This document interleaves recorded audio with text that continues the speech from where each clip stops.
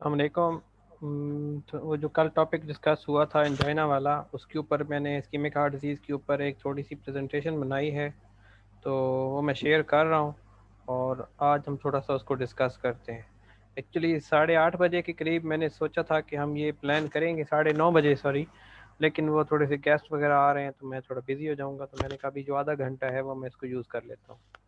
तो coronary heart disease के ऊपर, इस्कीमिक हार्ट डिजीज़ के ऊपर या फिर एंजाइना के ऊपर बहुत दफ़ा टॉपिक पे हमारी डिस्कशन हो चुकी है। हम बार बार इस तरह के पेशेंट देखते रहते हैं, तो आज मैं इसके ऊपर थोड़ी सी बात करूंगा। कोशिश करूंगा इस प्रेजेंटेशन को दो हिस्सों में तकसीम कर लें और हम उसको बार बार बाद में भी देख लें।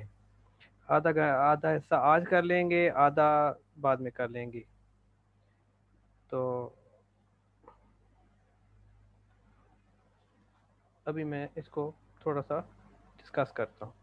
तो कॉर्नरी हार्ट डिजीज़, जैसा कि सबको पता है कि हार्ट की अपनी ब्लड सप्लाई जब भी कभी किसी ऐसी सिचुएशन में हो जाए कि उसकी ब्लड सप्लाई हार्ट की अपने मसल्स की पूरी ना हो, तो उसकी वजह से हार्ट में, चेस्ट में पेन होती है और उसके साथ सिस्टम सारा ख़राब हो जाता है। तो coronary heart disease also known as ischemic heart disease, it is the impairment of heart function due to inadequate blood supply to the heart muscle which is necessary for its regular functioning। और इसकी वजह क्या होती है? किसी भी किस्म की ब्लॉकेज या कॉर्नरी आर्टरी में कोई भी नैरोइंग। अच्छा जी, इसमें होता यह है कि आम तौर पर सब लोगों को पता है कि कोलेस्ट्रोल और प्लाक बनता है और एक तोचड़ा सा बन जाता है खून की नालियों के अंदर, और वो सबसे बड़ा जो है वो वजह बन जाती है इस्कीमिक हार्ट डिजीज़ की लोगों के अंदर। तो एक सब्सटेंस प्लाक जिसको हम बोल रहे हैं, वो एक कॉर्नरी आर्टरी का एक क्रॉस सेक्शन दिखाया, उसके अंदर वो इकट्ठा हो गया और उसके ऊपर फिर ब्लड के अपने जो सेल्स हैं, प्लेटलेट्स हैं, मोनोसाइट्स हैं, वो सारे उसके ऊपर जम जाते हैं, इकट्ठे हो जाते हैं और फिर वो जाके उसकी वजह से आर्टरी की नैरोइंग हो जाती है। रिस्क फैक्टर्स की बात करते हैं। रिस्क फैक्टर्स नॉन मॉडिफाइबल हैं और मॉडिफाइबल हैं। नॉन मॉडिफाइबल का मतलब हम उनको चेंज नहीं कर सकते। उसमें एडवांसिंग एज है, जेंडर है। एडवांसिंग एज के साथ इस्कीमिक हार्ट डिजीज़ बहुत ज़्यादा कनेक्टेड है। जेंडर मेल्स ज़्यादा इस्कीमिक हार्ट डिजीज़ का शिकार होते हैं as compare to child bearing के, बेयरिंग एज वाली फीमेल्स के, और वैसे जनरली फीमेल्स के। मेल्स ज़्यादा हार्ट प्रॉब्लम के साथ आते हैं। फिर है फैमिली हिस्ट्री। अगर जीन्स में इस्कीमिक हार्ट डिजीज़ फैमिली में रन करती है तो वो बाद में बार बार लोगों के अंदर, उस घर के ज़्यादातर लोगों के अंदर वो बीमारी आएगी। फिर रेस वगैरह है। मॉडिफाइबल रिस्क फैक्टर वो रिस्क फैक्टर हैं जिनको हम मैनेज कर सकते हैं, मॉडिफाई कर सकते हैं पेशेंट्स के अंदर, उनके अंदर हम चेंजेस ला के उस पेशेंट की रिस्क को कम कर सकते हैं। उसमें सबसे पहले ब्लड प्रेशर आ गया, हाई ब्लड प्रेशर। फिर ओबेसिटी है, नॉर्मल ब्लड लिपिड्स हैं, अब लिपिड प्रोफाइल करवा लेते हैं, उसको देख लेते हैं। उसके बाद अनहेल्दी डाइट है, जो जंक फूड लेते हैं, फास्ट फूड खाते हैं, या वक्त के अलावा खाते हैं, या एक्स्ट्रा खाते हैं, या गंदी चीज़ खाते हैं, डर्टी घी वगैरह खाते हैं, ऑयल खाते हैं, या इस तरह की चीज़ें। फिर टोबैको यूज़ है। हमारे बहुत सारे सारे पेशेंट्स जो हैं वो स्मोकर होते हैं और उसकी वजह से वो इस्कीमिक हार्ट डिजीज़ का शिकार हो जाते हैं। फिर एक बहुत बड़ा रिस्क फैक्टर है डायबिटीज़।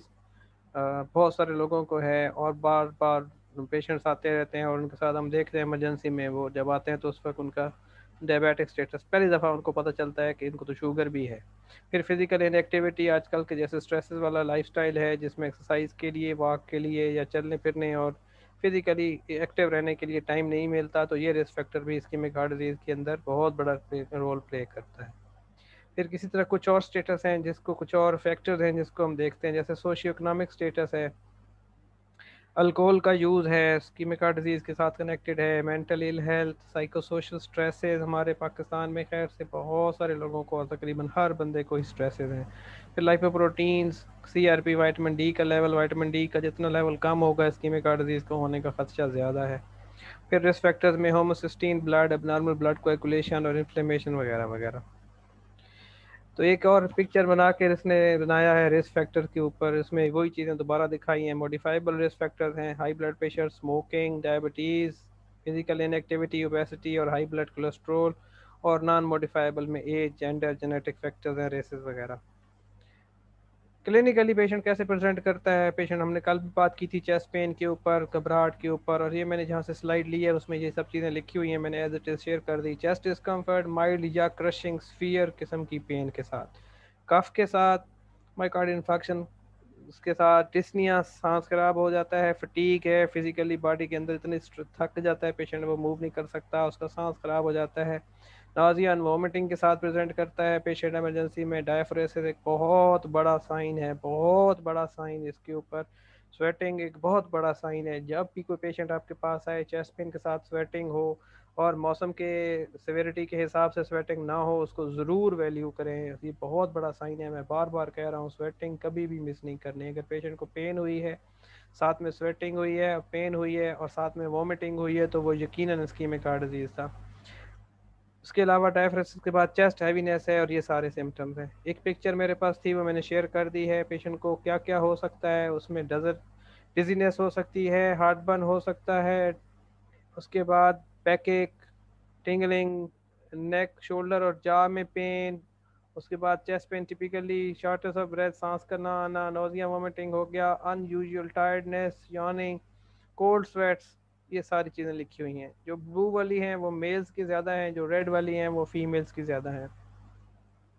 साइन एंड सिम्टम्स की बात हो रही है, chest discomfort rather than actual pain. Discomfort सिर्फ वो कह सकते हैं आपको घबराहट हो रही है, सीने में सांस की तंगी हो रही है। फिर discomfort is usually describe as pressure, सीने पे प्रेशर हो सकता है, हैवीनेस है, कुछ दबाव है, कुछ चीज़ दबा रही है, टाइटनेस हो सकती है, स्क्वीजिंग है, गला घुट रहा है, कुछ चीज़ प्रेस कर रही है, बर्निंग हो सकती है, चोकिंग हो सकती है। ये दो तीन साइन है। एक ये जो उसने हाथ रखा हुआ सीने के ऊपर, ये बड़ा टिपिकल साइन है। और ये गले के ऊपर जहाँ जहाँ पे हाथ रख के पेशेंट कहता है कि मुझे ये मेरा गला बंद हो रहा है, ये भी इस्कीमिक हार्ट डिजीज़ का पक्का साइन है।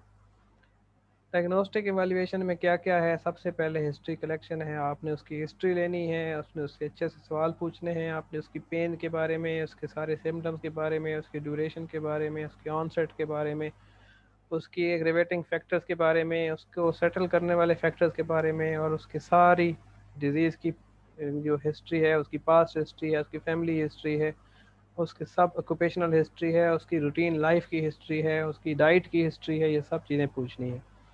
फिर फिजिकल एग्जामिनेशन के ऊपर आपने इसको देखना है कि जब वो आपके पास प्रेजेंट कर रहा है तो उसकी उस वक्त की कंडीशन कैसी है, फिजिकल अपीयरेंस कैसी है, उसकी हाइजीन कैसी है, उसकी ड्रेसिंग कैसी है, सोशो इकोनॉमिक स्टेटस कैसा है, स्मोकिंग का स्टेटस कैसा है, उस वक्त कि वो बैठा है तो उसकी जनरल फिजिकल एग्जामिनेशन कैसा है, उसके वाइटल साइंस कैसे हैं, उसकी अपीयरेंस कैसी है, इरिटेशन में है, परेशान है, दर्द में है, अग्नि में है, तकलीफ़ में है, रिलैक्स बैठा है, सांस लेने का पैटर्न कैसा है, स्वेटिंग कैसी है, वोमिट तो नहीं कर रहा, चेस्ट पेन के साथ साथ कोई उसको कोई और उसके जो ड्रेसिंग का उसके साथ आपको नज़र आ जाएगा कि उसकी वो जो अपीयरेंस है उसकी बैठी हुई, वो अपना बटन खोल के बैठा होगा, वो गला घोट के बैठा होगा, दबा रहा होगा, प्रेशर की वजह से घबरा गया।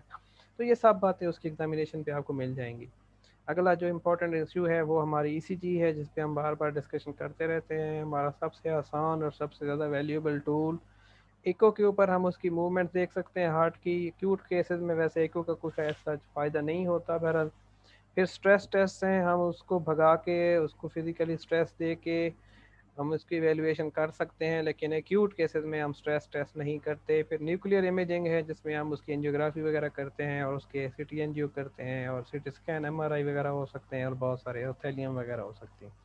ये सब वो चीज़ें हैं जो इस्कीमिक हार्ट डिजीज़ को कंफर्म करने के लिए टर्शरी केयर में होती हैं। तो अभी हम इसकी डिटेल में नहीं जाते। ये स्ट्रेस टेस्ट दिखाया गया है, ईसीजी के लीड लगा के ईटीटी के लिए ट्रेडमिल के ऊपर पेशेंट को भगाते हैं, ईसीजी मॉनिटर पर हम ईसीजी का पैटर्न देखते हैं। और इसी तरह न्यूक्लियर इमेजिंग में ये थैलियम स्कैन की पिक्चर है, जिसमें हम मायोकार्डियम के टिश्यू की देखते हैं, वायबिलिटी देखते हैं, वो कितना ज़िंदा है, कितना उसके अंदर लॉस हो गया। ये डेड टिश्यू है, और ये जो है, ये जो येलो दिखाया ये अच्छा है, जिसकी मायोकार्डियम के अंदर ब्लड आ रहा है, और ये वाला जो एरिया दिखाया इसमें ब्लड नहीं आ रहा। उसके बाद ट्रीटमेंट और मैनेजमेंट की बात करते हैं, तो हमारे पास सबसे पहले जब इमरजेंसी में पेशेंट आता है तो हम, या पेशेंट इमरजेंसी से पहले भी अगर आ जाता है, कहीं पे रोड पे आपको मिल जाता है, आप उसको या उसके फैमिली को, लोगों को, अटेंडेंट्स को काउंसलिंग करते हैं, पूछते हैं, इनसे हिस्ट्री लेते हैं, तो लोगों से आपको, पेशेंट से आपको हिस्ट्री मिल जाती है कि उसने कहीं ना कहीं से एनजेसी टेबलेट ज़ुबान के नीचे रख ली होती है। तो एंटी इंजेनल ड्रग्स में नाइट्रेट्स हैं, सबलिंगुअल नाइट्रेट्स, जैसे एनजीसिड के नाम से आती है, बहुत कॉमनली यूज़ होती है और बहुत ज़्यादा यूज़ होती है। उसके बाद जो बाद में हम चीज़ें यूज़ करते हैं वो बीटा ब्लॉकर्स हैं, टीनोलॉल जैसे है, कैल्शियम चैनल ब्लॉकर्स हैं, एसी इनहिबिटर्स हैं, स्टैटिन्स हैं, और ये मेडिकल ट्रीटमेंट की बात हो रही है। इस स्लाइड पे मैंने मुख्तलिफ जगहों से स्लाइडें उठाई हैं, तो इसलिए ज़रा रफली और थोड़ी सी तरतीब से हट के होंगी चीज़ें।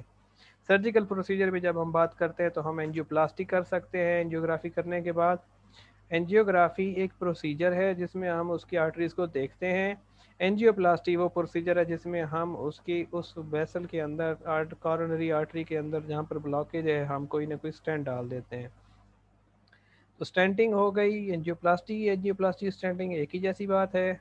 फिर कॉरोनरी आर्टरी बाईपास ग्राफ्टिंग, जिसको कैबेज कहते हैं, हम कैबेज भी कर सकते हैं उस पेशेंट का।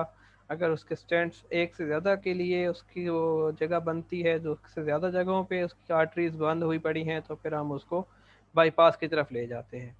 अगर एक पेशेंट का स्टेंट नहीं डाला जा सकता, तो सिंपल उसकी बलूनिंग हो जाती है, जैसे जैसे नीचे ब्लू कलर का बलून दिखाया है। हम स्टेंट, अगर ये स्टेंट पड़ा हुआ है राइट साइड